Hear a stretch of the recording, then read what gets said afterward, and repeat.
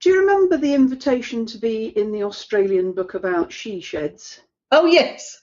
Yes, I've had an email this week saying you're in. And Woman in Home asked me, with the typical no notice at all, will you drop everything and provide us with content? I had to say no because I was in the busiest week of my life. But it's nice to be asked, isn't it?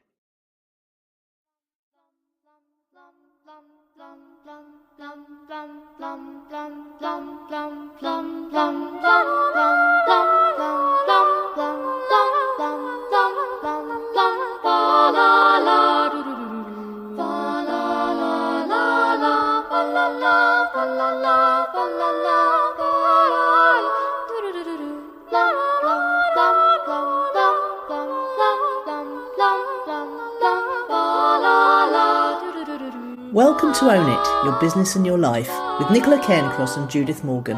In this podcast, we're going to cover everything you need to embrace to become a successful entrepreneur, marketing, money, and much, much more. How to create a business doing just what you love. How to own it, your business and your life. This one will be fast, funny, feisty, and very lively. So sit back and enjoy the show.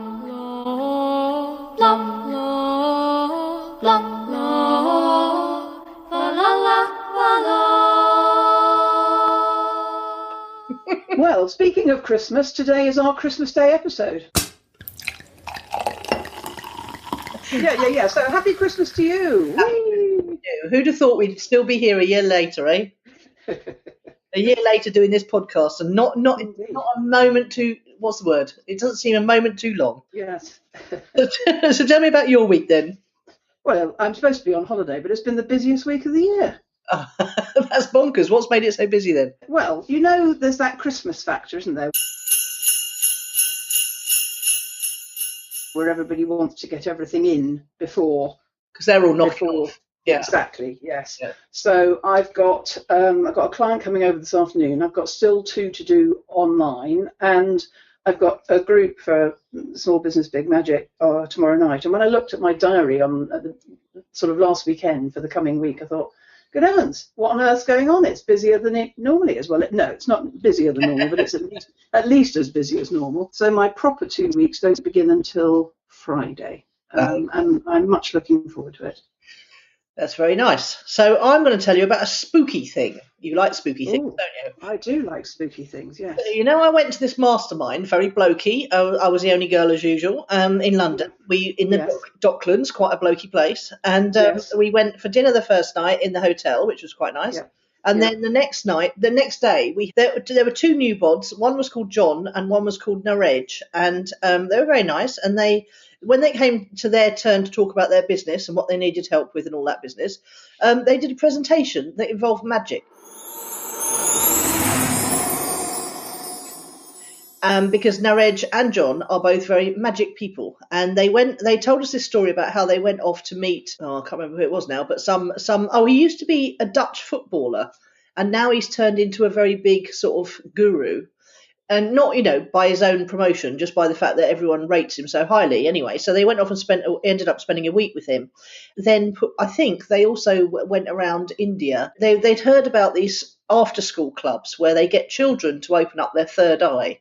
And these children, apparently, up until the age of 9 or 10, can tell the colours of things and the numbers of things. So they spent, time working around trying out all the exercises that the kids were given. And so then they went on in this demonstration to try and show, demonstrate this talent, this third eye opening talent. Anyway, didn't work very well at all. I think it was because a room full of cynical people, and the video kept cutting out in the middle of their story, which was very disconcerting, and I wouldn't have been able to hold concentration at all. But one thing that one of them said, Narej said, he was started talking about this woman called Marissa Peer. Peer, yeah. In fact, he didn't start talking about her, he just mentioned her in passing once. And somehow I clocked it because he mentioned that she was the wife of the guy who started Jongleurs Comedy Club, Music and Comedy Club in London, which we used to go to. And also I was very aware that the bloke who ran Jongleurs was a very skilled businessman, not just a music business character. And he was very, very good in the early days of the internet in marketing Jongleurs online. So it all sort of got my attention. Anyway, sitting in bed on Saturday morning, Sunday morning, could have been either, and an email came from Mind Valley, and Vishen was talking about this woman, Marissa Peer, and I thought, oh, that's a coincidence. So I went through and watched her video called talking about how the greatest modern disease is this disease of I'm not enough. Now, I know this is one of your favourite topics. Yeah. So I immediately shot a link over to you, or I think, or on Facebook, and said, you'll like this. Yeah. But I watched it, and there was something very compelling about her. She's extremely glamorous, and she works with celebs and the royal family and all that business. But she's very glamorous in herself. But she has this really quite pleasing international drawl. So it's sort of a British accent with a bit of a drawl on it. And I just watched the whole thing, and I just thought, how isn't it funny how you're only ready to get a message when you're ready to hear it? You know, when the student's ready, the teacher will appear, kind of thing. Okay, so I'm not getting the spooky thing yet. Is it? What are you telling me? Well, just the fact that I felt compelled to go to the mastermind. I'm not very into magic, but the guy who was doing the magic mentioned Marissa, and then Mind Valley sent me an email. Ah, yes, I get you. Yes. So it's the I wasn't interested in blue cars until I thought about buying one, then I saw them everywhere. Yeah, and also the fact that all of those things start with M. Mind, I see. Marissa, Mind Valley. Yes. Anyway, I felt compelled to buy her book and read it, and it's all about how to lose weight and become more successful and all that business. But I bought a book specifically about losing weight and getting fit because, as you know, I've been on the hunt for something to make me care about this, and I found myself most weirdly getting up and making an order from Tesco's that was entirely dairy and gluten free, and I haven't eaten anything gluten-y or dairy since Saturday. I think actually I do think those are the key because I did 6 days juicing at the beginning of the month, and so that would exclude wheat and dairy as well. And I caved in last night and had a cup of coffee, which was the first time I had milk in 15 days. And I don't feel better for it. I have clients who do this thing called Whole 30, where for 30 days you leave out anything that is not whole. So we don't need dairy, we don't need sugar, we don't need gluten. You just eat veg, really. But I do think you've hooked onto something there. I've been thinking thoughts this week about we don't need wheat, we don't need dairy. What's her book called, Nicola? Can't remember, but it's brilliant. Okay. And the thing that really got through to me is, I've lived with Sarah for several years. In fact, Sarah came on yesterday and we were talking about this. And I've lived with Sarah for several years, and she's been on various bonkers sort of food ads. But the thing I didn't understand, I mean, to be fair, I'm still drinking milk in my coffee. I've got one on the go at the moment, but I've had soya yogurt with fruit in for breakfast, and I feel great.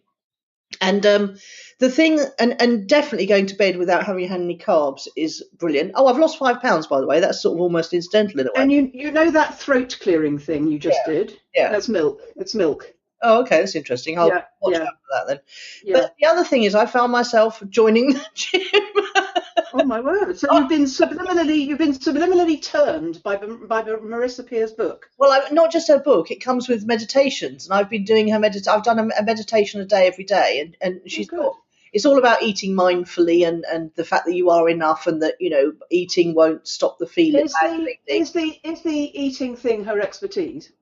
It's one of the things she helps people with, success, confidence, and over it. And then I started, as the way I started, looking for her more.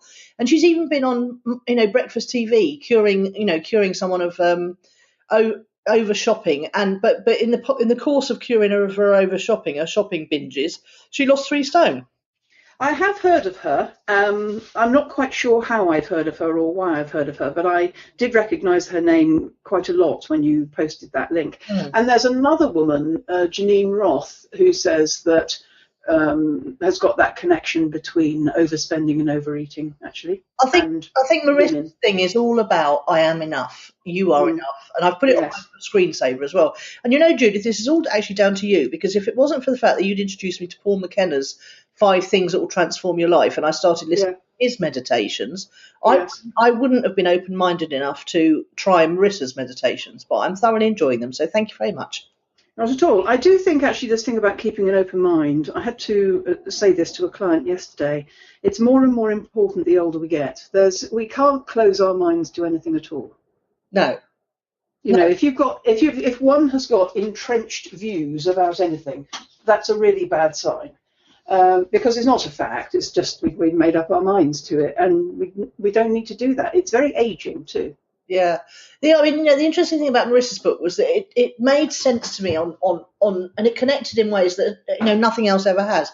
So, for example, I don't have to give up cheese because I can eat sheep's cheese and goat's cheese, and the real reason about dairy is not it's not it's intrinsically bad in itself. It's the fact that it's pumped full of hormones. Yes. And chemicals, and I just started to think, oh, yeah, that's interesting. So I can still have goat's cheese and halloumi and goat's cheese and all the yummy, the nicest cheeses. Yes. And I just thought, oh, that's really interesting. So there you go. I'll let you know how I get on. But £5 right. as we speak since the weekend. Brilliant. Yeah. Brilliant. Very good.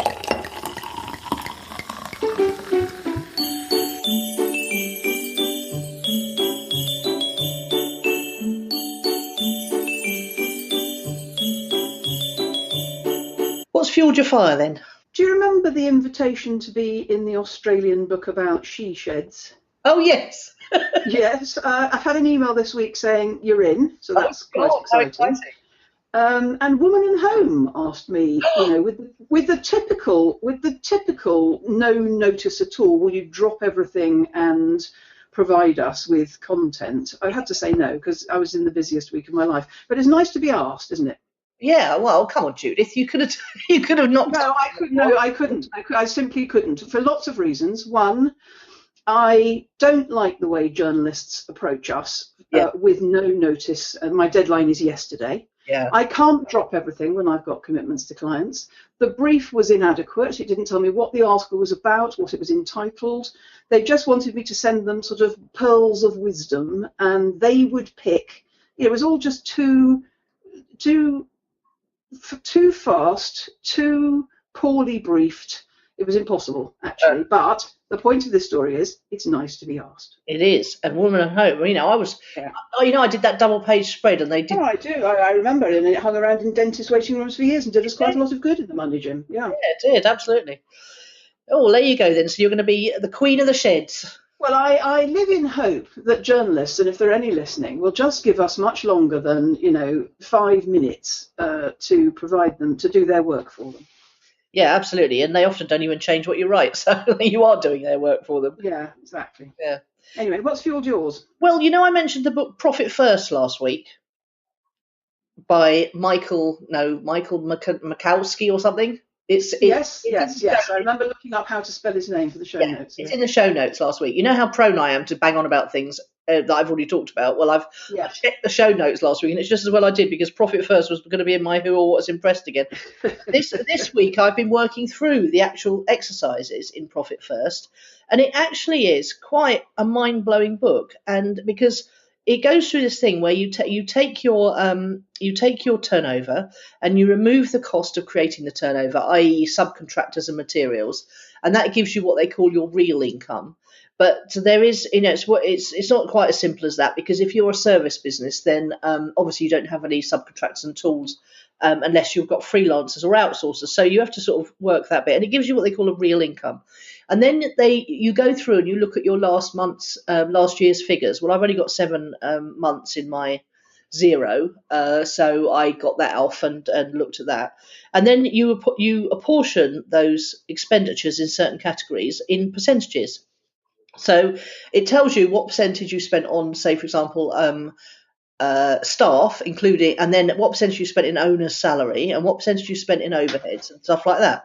Then you go down, it's got a nice little grid and you print it off. And then the next thing it goes down and it says, okay, so what's your turnover? And it tells you from your turnover what your percentage owners pay should be, what your percentage staff cost should be, what your percentage overhead should be. And then what you have to do is you have to apportion whether you have to cut back on things or spend more on things. And they say that most of the time business owners even though they're working really hard and they feel like they're making money, they're not personally making any money because they're not taking the profit first. And the whole premise of the book is that you work out what your profit should be at what kind of turnover level, and what your owner's pay should be, and what your tax should be. And you put those three things away in a separate bank account every week, basically, before you do anything else. And what I realised was that even though Clicks and Leads has been growing like Topsy and going completely mad, I haven't been able to pay myself on some months because I've been overspending dramatically on overhead. So that really made me rejig my entire spreadsheet so that going forward I can put away my profit first, my tax, my owner's pay, and aim to get from the percentage I am now on those things up to the ideal percentage for my turnover. And I just found it really practical, really down to earth, and really useful. And I think if you added that, if you added eMyth Manager, Traction, Predictable Revenue, and this book, you would have pretty much how to run a business in those 4 or 5. Well, with that book, the one you've just described, you could also be an accountant, because that was precisely the sums I did for 30 years. Was it really? That's what management accountants do, is they give you at the end of the month all of that information you've just laid out. Yeah. And it's like, nobody ever knows how much they should be spending on marketing, for example. Nobody knows how much, nobody tells you what percentage your overhead should be of your turnover. It's just not commonly available information, is it? Well, it is if you've got a real world business. If you've got a real world business and you've got an accountant who comes in to do your VAT return and your bookkeeping, that's what my business did for 30 years. I've never had an accountant or a bookkeeper tell me you're overspending on overhead, or you should be taking more salary, or you should be putting this aside. Well, because most of them don't work proactively, and unless you asked for it, you wouldn't have got it, and you didn't know to ask for it. God, I mean, I'm astonished that you can go through life as interested in business as I am, and the last 20 years, not one person has mentioned this, or told me, are you calculating? I just can't believe I've been ignorant of it for so long. Well, I think, again, it's like Marissa Peer. It's in plain sight until you see it. Yeah. And also, you were always inclined to err on the side of reinvesting. That's very true. Do you remember I used to say to you, let's just take more out, and paying yourself first is something that somebody else taught us to do as well. I can't think who it was. Who taught us to pay yourself first? Was it T. Harv Eker? Somebody. Yeah, I think so. But the interesting thing about profit first and the concept of pay yourself first is that you put aside your profit first, but your profit is owner's dividends in effect, and it's also your rainy day fund. So the idea is to get up to 20% profit if you're at 5% at the moment or whatever, and you probably can't do it straight away. But what it does do is it gives you a cushion that is psychologically earmarked to come to you as a dividend. So it's you're much less likely to put it back into the business. It would also work like tithing, which is it would attract more. This thing about separate bank accounts is something I've taught every single accounting and coaching client of mine to do, and only one of them has ever taken any notice and done it. Only one? Because people, self-employed people, and it's the things we're going to talk about next in Client Challenge of the Week. Cash flow is always a problem because you start from zero and you're always catching up, and there's never enough either discipline or willpower, even if you put it aside into any other account named anything, rainy day, tithing, whatever it is, you have to borrow it back because you're bootstrapping. Is that because? Are we going to talk about this in Client Challenge of the Week then? Shall we? A bit, yes. I can segue in if you finish. So what's fueled your fire was profit first, wasn't it? Yeah, doing the actual exercises in the book. Yes. Okay. My client challenge of the week is Christmas for the self-employed. Oh, yeah. When I was an accountant, I had to do 31 days work in 21 days and go to all the client parties as well. It was hell. And this week is reminding me of that. With all of this, can we just squeeze one in before Christmas nonsense that's going on? Because everybody's got this sort of false deadline of needing to tidy things up before Christmas. Now, the thing about Christmas if you're self-employed is it's expensive because you spend more. And if you're still exchanging time for money, your income is less. So you're spending more in a month when your income is less. And there are lots of reasons for that. It might be that you're only working 20 days or you're not working at all. But clients might not want to commit, for instance, to a new Facebook campaign in the 3 weeks of December. And even if they do, they might not want to pay because they're earmarking their money for spending for their Christmas. So one of the reasons I sold my accountancy business was we never got paid in August or December because clients were managing their cash flow to pay for their Christmas before paying us and paying for their summer holiday before paying us. And I think this thing about, I was thinking about it. You never catch up as the self-employed person, or you've got to have a massive year and bank lots of money so you can be your own banker, so that you can do these deposit accounts, earmarked various things, and not ever have to borrow it back when you're having a lean time. And also, if you have a massive year, you've got to put your tax away. I mean, one of the startup podcasts was talking about that. Hello. Nobody ever puts their tax away. Hands up who's been bankrupted by HMRC for not paying their tax. Everybody we can think of. Rick Parfitt from the Status Quo, been bankrupted. I've lost count of how many times HMRC have bankrupted him because nobody ever does that. It's very, very hard to do because we're using that money that we should be saving for cash flow. Yeah. So the only way to break out of this trap is to ring fence it in another bank account entirely that's got a 30-day. And not dip into it. That's the point. Not dip into it. You have to borrow it back as a self-employed person. I think that who can operate a system so rigidly? So I go into my beautician, Sue, who, as you know, I've known for 20-something years and was her accountant for 15 of them. And she'll tell me, we can't pay the rent, we can't pay the PAYE, we can't pay the VAT. And I say, there's only one solution to this, is you open up separate bank accounts called those things, and you put the money in daily or weekly, whatever you need to do, and then you've always got it, and you're not spending what you haven't earned enough profit to pay for yet. Oh yes, she nods at me sagely. Has she ever done it? No. So that pain, that quarterly pain, monthly pain of finding the PAYE and the quarterly pain of finding the VAT and the rent goes on forever. Now, the one coaching client that I taught to do it, who also I think taught herself to use Xero, if I'm not much mistaken, she said, it is very painful in month 1 and 2 and 3, but after a while you forget about it. And when clients come here to pay cash flow in the afternoon, I suggest to them they might like to tithe 10% into a central pot, 10% of every income that they've got coming in.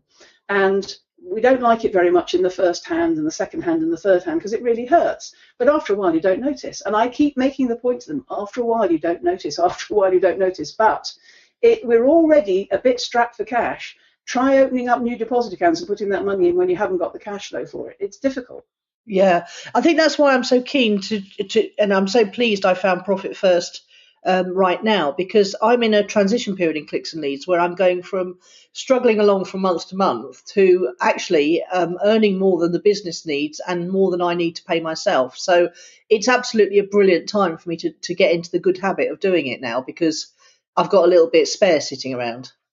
I think what's a good thing to notice is, and oh God, I wish I could teach this, and I certainly can't teach it in the podcast, the difference between profitability and cash flow. So for instance, profitability is the thing that enables you to pay tax and pay yourself. If you don't make a profit, you're not going to pay any tax. And you don't make a profit, there's no money to pay yourself. And cash flow is something completely different. It's how much money have I got, going through my account. So for instance, in my property portfolio, where I've got 4 buy-to-let properties, they cash flow positively, but they never ever made a profit. Oh, that's interesting. Okay, so there's always enough money around to pay the things that need to be paid, but they don't make a profit that you can then draw out as... They've never made a profit, so I've never paid any tax. Okay.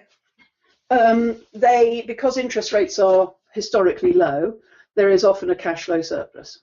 I have to often pay in money, but I can often take it out. It's weird. So if, I don't know, in layman's language, what you seem to be saying to me about what you'd learned from Profit First is that you understand how to calculate a profit, because the thing you've always done in your wonderful spreadsheet that you do every Wednesday is cash flow. Yes. And you told me the other day now it converts into a P&L as well. So the thing we're managing is, have I got enough money to pay my bills? But the thing that Profit First is teaching you is, have I made a profit? Is my business profitable? Can I cut back on certain expenditures to make my business more profitable? If I do that, what's the impact on all those things I've decided to measure? If I invest more in, say, marketing, will I make more? That kind of thing. Profit is what you pay tax on and what you can pay your dividends on. And unless you're an accountant, this is quite a hard thing to understand. Or unless you've been in business a long time and every year you've quizzed your accountant. So what my clients, when I was an accountant, always used to say is, if I've made all this money on paper, i.e. profit, why is there no money in my bank account? Well, and the answer is, you're using it to cash flow your business. Yeah, because when I looked at my last 7 months, it said I'd made a profit of 7,000 after paying myself. And I thought, well, where is that 7,000? Yeah, exactly that thing. Yeah. So what I've done, what Profit First has prompted me to do, is to move my profit line, which I used to call pay yourself first, but never actually did, as you say, or did and then had borrowed it back. Yeah. And move my tax line and move my profit, which is your dividends and rainy day money. There's 3 lines and I can't remember what they are now. Tax and something else. Anyway, I've moved them all up.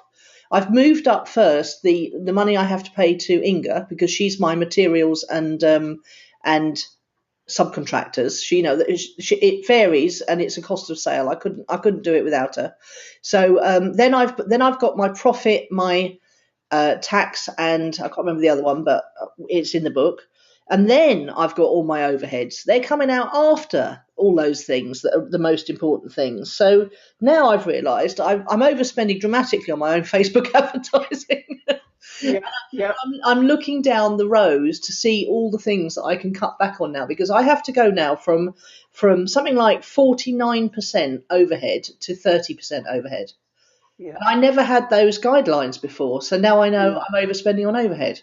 And also, you see, they're industry standard as well. So one of my expertises when I was an accountant was restaurants. And in restaurants, you have a specific gross profit, which is your turnover, less VAT, less your food and wine costs. Have we hit, a 65% GP? If we haven't, we're not going to make any money, irrespective of what our overheads are. Profit.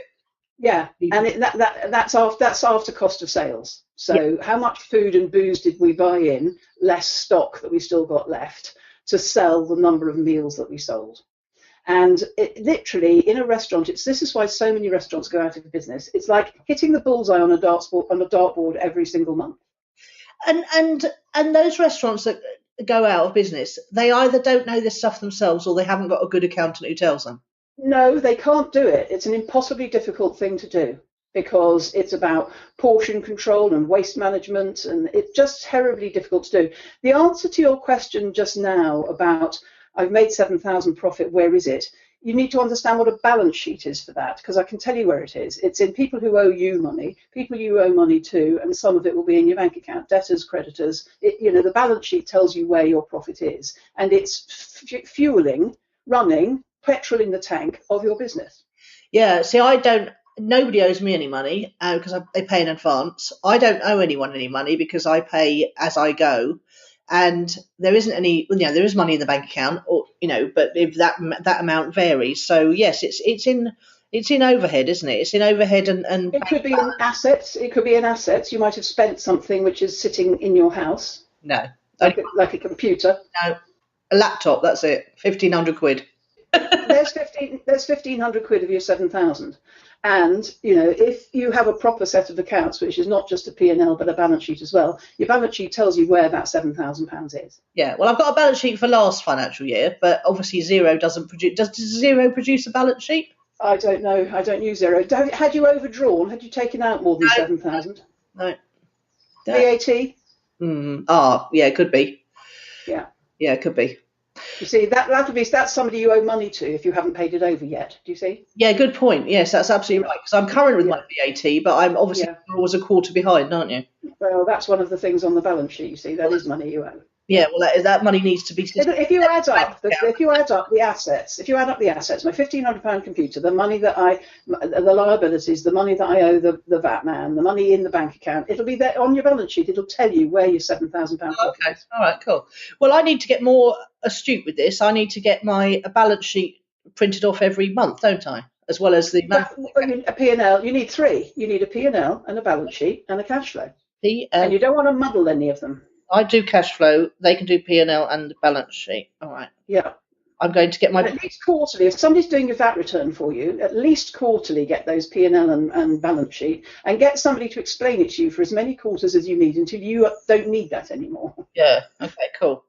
But yeah, I think that, it's bloody useful, that is. And Christmas is a great time to get organised for this, isn't it? Because, all the New Year stuff, and you've got a bit of time in between Christmas and New Year. Well, I think it's a bit depressing, actually. I always used to do my own accounts every year between Christmas and New Year, and it would depress me quite often. And my friend Daphne, who writes books, used to say, "You're always like this at Christmas time. For goodness sake, stop doing your accounts at Christmas time." I've done mine, so I've done my January tax return already, and my year ends in my companies are both gone, so I've done all of mine. But I wouldn't use Christmas time for that. But I think what's important there's a good reason for getting ahead. If you're still self-employed and exchanging time for money, you've got to spend out more money. You need to draw out from your business more because you've got to pay for your family's Christmas in a month where you're likely to earn less because we don't work the whole month.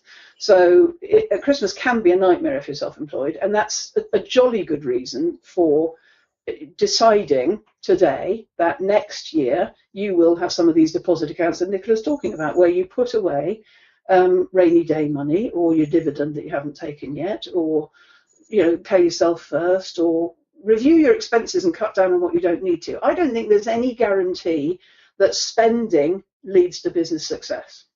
No, the only thing I can think of that does is going on things like, going to Vegas, where I was terrified before that I was wasting money, but actually I made much more than in client fees than I actually spent. So I think that's typical of trips. I mean, if you hadn't gone to this mastermind last week, I was talking to someone about Facebook ads quite intensively, and I think, they may well hire me or recommend me following those conversations. But the fact that I was meant to go to hear about Marissa, so for my own personal thing, has made it worth it. But yeah, going away on the cruise, for example, that's Well, I think that's one of the healthier beliefs that you hold, actually, is that going away on these things, Vegas, the cruise, your mastermind group, will bring return, and what we believe comes true.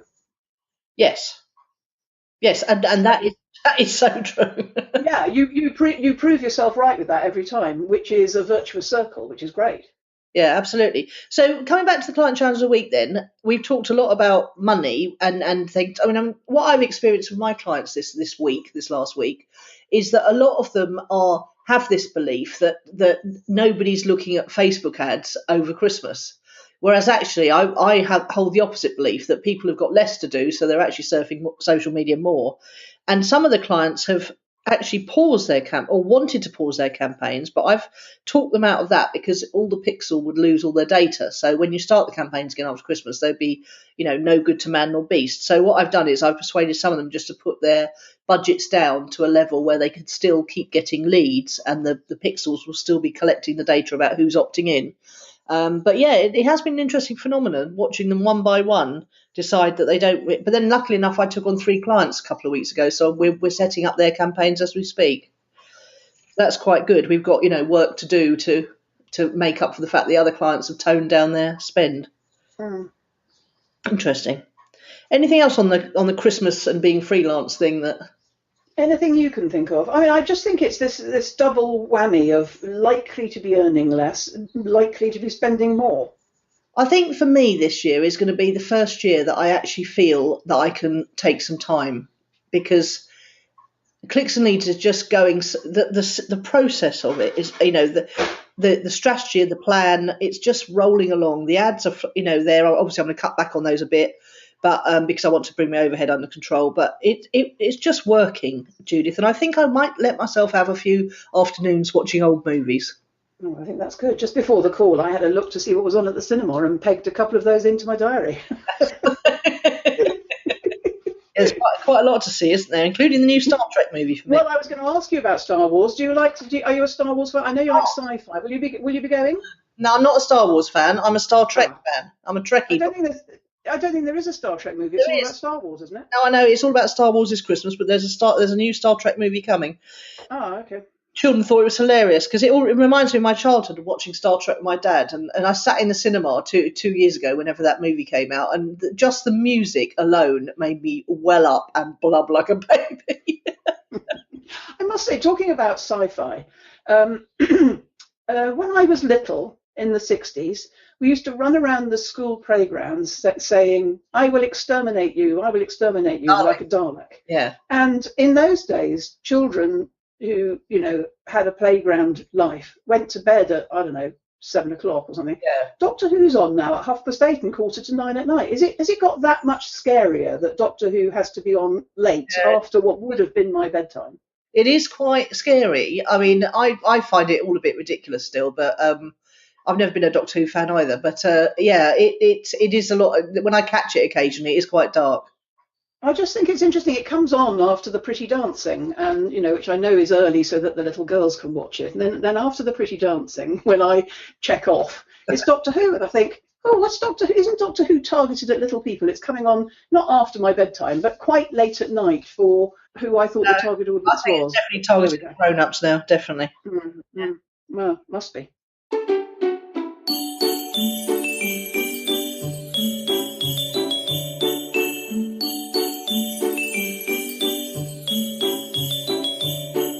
So, word of the week then. I'm going for goodwill, as in peace on earth, goodwill to all men, women and listeners. Very nice. I didn't realise until I saw your Facebook thing yesterday they were supposed to choose a business word in this section. I just choose any old word I like. Well, I mean, I think we are naturally prone to taking any word and turning it into a business context, aren't we? Because we always end up talking about business. Possibly, yeah. So, what was it? I went to get my car this morning, and the man said to me, as a real afterthought, as I was coming out the door, "And have a nice Christmas, won't you?" And I was like, "Oh God, it's like so fake." Fake. He'd obviously been told to say it, bless him. But going around the shops, you start to you're feeling a little bit festive. I think that's what you miss out on by ordering everything online, isn't it? I don't like Christmas. Never have, never will. My Christmas cost me precisely zero, which is brilliant. I don't have to do any shopping. I won't be doing any shopping online or off. So actually, my December isn't more expensive. But then I'm in a very particular set of circumstances. What's your word of the week? Mind, bracket, the power of. Okay. Are you going to let me get away with it? Well, but I will because it's Christmas Day. Oh, thank you so much. It's this whole thing about meditating, listening to Marissa, and the whole thing. I mean, the whole thing about the year. Nothing's actually changed in it except what's going on in my head, and it is quite astonishing, isn't it? How 1 year. I mean, I've been journaling, and thank you very much, by the way, to Cassie Hicks Kerr, who is one of my strategic partners. She sent me the most fabulous journal, Judith, and it's grey. It's like moleskin, but it's a bit bigger. It's got an elastic band around it. It's got my name in silver letters on the front. Oh, nice. So lovely. And I just want to say thanks, Cassie. So journaling has made a huge difference, but it is all just about what's going on between your ears, isn't it? Yes. And I'm just so impressed with this listening to Marissa at only 3 days now, how I know it's doing something at a deep subconscious level. I can just feel it. So, but I would never have listened to guided meditations 2-3 years ago. And I'm just so thankful that, you can change your mind. I know. Isn't that brilliant? Yeah. Neuroplasticity is my word. And, plasticity being the important bit. We've got to keep it working. We've got to keep it flexible forever. Yeah, and new ideas and new learning and everything. Everything changes all the time, so we've got to, otherwise become a bit of a dinosaur. Absolutely, and we don't want that, do we? No. Blum blum blum blum blum blum blum blum blum blum blum blum blum blum blum blum blum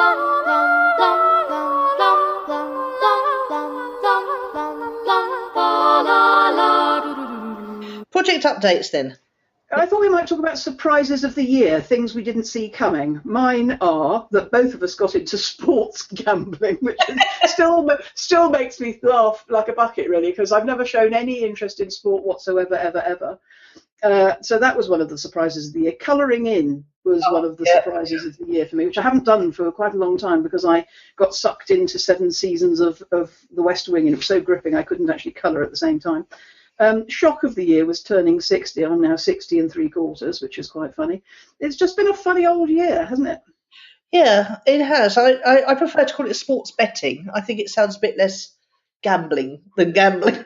Well, we both know we weren't gambling, although there's an element of it in there. But I quite like the word gambling. It's it's risk and entrepreneurial. But yes, I hear what you say. But it's the sports element of it that's the surprise.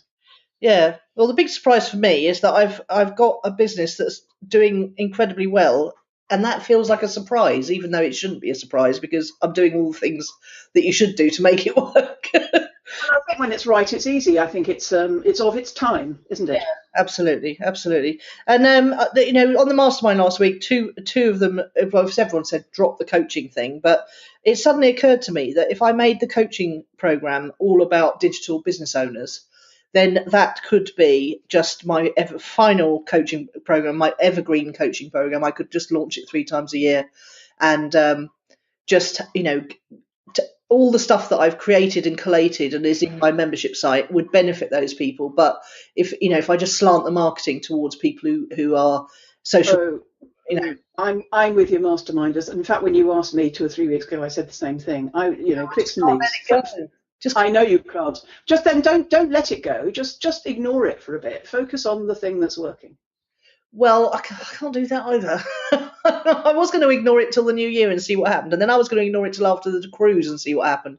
But I think I need to have something that I can see. It's something to do with the technical side of it. I need something where I can look at, how many opt-ins, how many front-end sales, how many, And the other thing is, obviously, working with Bernadette has inspired me on the top-end coaching program thing. I watch her at it and I watch all her students at it, and I just think I could do that, on a very small level, not in a big way, not taking up all my time, but just for, say, 5 students at a time who are either web designers, social media managers, or SEO companies that want to add recurring revenue into their business. And what if you put that same amount of effort and focus and attention into clicks and leads? Well, I think the main problem... You did tell me a while back that this could be a £1 million business. It could, but not over Christmas because everyone's winding down. And the coaching thing, everyone's winding up. So it's I think it's sort of something to do for the next month while nobody's paying much attention to their real business. It sort of comes out of the fact that all the clients are winding down. I think that the thing to think about is you could do it, yes. But do you need to? Do you want to? Should you? Do I need to? Somewhere on some deep level I do. Do I want to? Yeah, okay. Do I need to financially? No. Do I need to on some deep level in terms of learning and techie stuff and I don't know. It's weird. I honestly, Judith, keep trying to push it away. Got in the car, coming back from the mastermind, got a pep talk all the way home about just focus. And I tried to ignore it, but it just won't go away. I think this goes to the territory of being a creator. Yeah, possibly. Anyway, we'll see how it goes. I've set a date, and the thing is, I'm not trying to do it all at the last minute like I usually do. I'm not trying to do it in an impatient way. I'm doing it in a measured way and setting it up so that it will run forever without me having to do too much to it afterwards. So we'll see. Keep me busy over Christmas anyway. Was that your project update? Yes. Okay, that's good.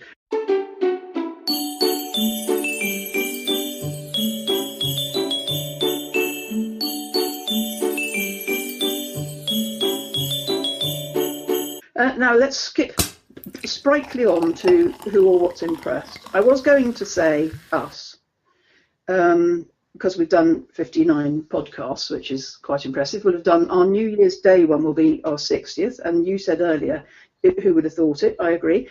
I'm also going to talk about, I haven't watched any of this, so I don't know what I'm talking about. I hope you do. The first Brit in space. Oh yes, I don't know anything about it, but it is quite impressive. He comes from Chichester. Very exciting, isn't it? Yeah. Very exciting, yeah. Okay. And I intend to catch up with it all on iPlayer, but I think that's thrilling. Yeah, it's so brave. I mean, it's something I wanted to do as a child. I couldn't have thought of anything I would have wanted to do more was go on a spaceship. But coming back to our science fiction theme, in fact, I used to lie and pray in bed that I would be one of those people that they come down and aliens would abduct.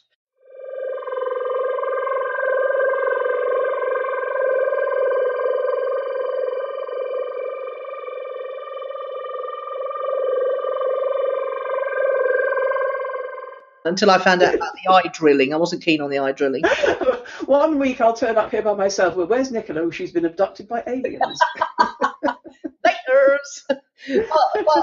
but the guy, really, we do need to catch up on it because he is a Brit. He's from Chichester and he's very, very brave. And when I think how freaked out I get by going on an aeroplane, the thought of going up into space in a tin can is even more impressive. Oh, I bet he doesn't think it's brave. I think he thinks it's exciting. When you're trained for anything, my dad, you remember, was in the Royal Marines, people going off to war. They were excited because they've been trained for it. If you're trained for it, I mean, I'm sure his wife and children and people like us are frightened, but I bet he's just excited. Especially after I've watched the film Martian. I don't imagine he's been to see that at all. No, I'm sure he hasn't. Now, okay, so it's all on iPlayer. We can catch up, and I will do that. But I do think that's very exciting and worth a mention. Tell me who or what's impressed you.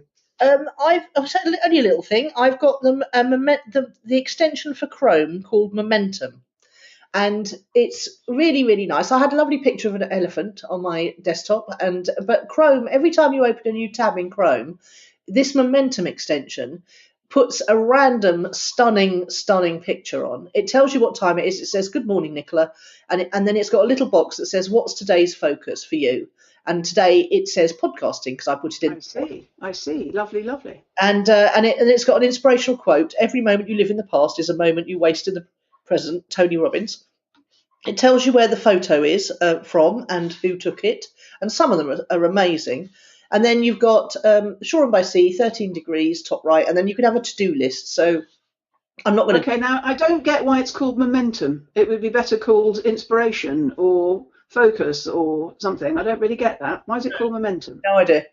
But there's a man up there. Look, I've just spotted the man on the thing. But anyway, it's lovely. I'm really enjoying it, and it's free, and it's called Momentum, and it's an extension for Chrome. Oh well, that's nice. I like it a lot. I like quite a lot of Chrome extensions, actually. Yeah. There's a lot of good ones, isn't there? Yeah. Thank you very much. A lovely Christmas Day episode. I will, we've had some lovely sound effects going on throughout the show. And just to remind everyone, a perfect Christmas present for us would be a review on iTunes. It makes a huge difference. Thank you. Good one. Yeah. See you soon. Bye.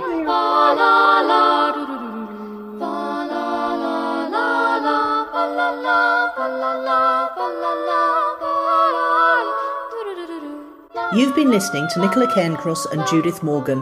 The podcast is called Own It, Your Business and Your Life. Do come and visit us at ownitthepodcast.com. We'd love to hear your feedback. You can find out more about Judith and visit her on her website at judithmorgan.com, and you can find Nicola at nicolacairncross.com. La la la la la la la la la la la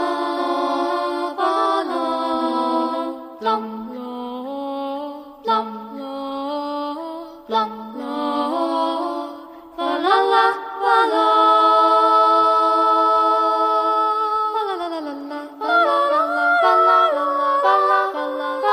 la la la